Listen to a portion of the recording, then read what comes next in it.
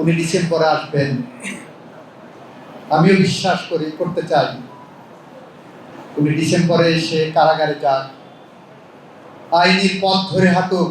আইনের পথ ধরে হাঁটলে আমরা একটা কথা বারবার বলি, অনেক ক্ষমতা মানুষের, কিন্তু আইনের ক্ষমতা তার থেকেও দীর্ঘ।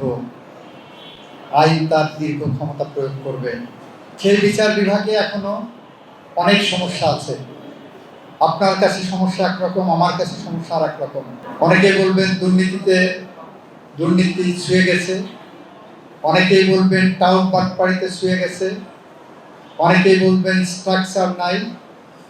আর আমার কাছে বিচার বিভাগের সবচেয়ে বড় সংকট হলো মানবিক মূল্যবোধ সম্পন্ন বিচারকের।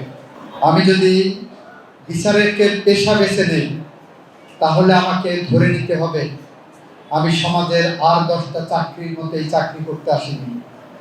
এখানে আমি এসেছি ডিভাইন জাস্টিস দেওয়ার জন্য, বিধাতা প্রদত্ত সার্বভৌম ক্ষমতা প্রয়োগ করার জন্য। সেই ধারণা নিয়ে যদি যেদিন বিচারকরা ওই চেয়ারে বসবেন, সেই দিন একটি স্বচ্ছ, স্বাধীন, নিরপেক্ষ এবং ন্যায় বিচারপূর্ণ বিচার ব্যবস্থা বাংলাদেশে প্রতিষ্ঠিত হবে বলে আমি বিশ্বাস করি।